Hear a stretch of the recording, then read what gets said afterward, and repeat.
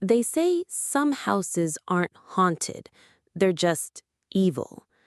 And after what happened to me on Wicker Hill, I believe that with every fiber of my being. It started last October, just a few weeks before Halloween. I had recently gone through a divorce and was looking for a change of scenery, a fresh start. I'm a freelance graphic designer, so I could work from anywhere. When I saw the listing for a small house on the edge of a forgotten New Hampshire town called Marlowe's Edge, I jumped at the chance. It was affordable, too affordable. A quaint Victorian cottage surrounded by dense woods, isolated but beautiful. I didn't even visit before buying. That was my first mistake. The locals never said much when I arrived. The few who acknowledged me gave tight smiles and glanced away quickly when I mentioned the address. One old man outside the hardware store muttered, "They don't stay long up there," before shuffling off. I brushed it off. Old towns have their ghost stories, right? But the moment I stepped into that house, something felt wrong. The air was heavier inside, stale and dense, like the house hadn't breathed in decades.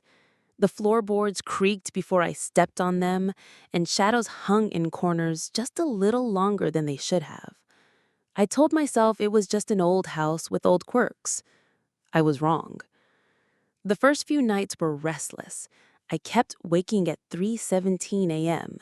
Exactly 3:17. I'd jolt up with a racing heart, drenched in sweat. Sure, I'd heard something. A woman whispering, crying, sometimes scratching. Always faint, always just on the edge of hearing. I blamed the wind, the trees, my overactive imagination. On the fifth night, I heard the creaking again. Footsteps, slow and deliberate, moving from the back of the house to the stairs. I stayed frozen in bed as they climbed. One step, then another, then nothing. Just silence. I didn't sleep after that. The next morning I found something that made my stomach turn. A small wooden doll had been placed on the hallway table. I don't own any dolls. It looked hand-carved, crude, old. Its face was scratched out, its mouth a jagged hole. I threw it away. That night, the dreams began. They weren't dreams, really, more like visions. I'd be lying in bed and I'd feel the room grow colder, darker. Then I'd be somewhere else, looking through someone else's eyes. A woman, sobbing, locked in the attic. Her hands were raw, bloodied from scratching at the door. A man's voice shouted below.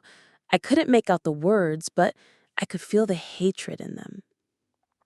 I woke up screaming, the taste of rust in my mouth. Things escalated after that. Lights flickered constantly. My electronics stopped working. Doors slammed on their own. The air was filled with whispers. They're watching. She's here again. Don't let her leave. One night I found muddy footprints leading from the back door to the attic. The door to the attic, which had been nailed shut, was wide open. I should have left, but I didn't. I needed to know what was happening. I started digging through town records, newspaper clippings, anything I could find. That's when I discovered the house's grim history. Built in 1893 by Thomas Elbridge, a preacher who'd been excommunicated for performing cleansings.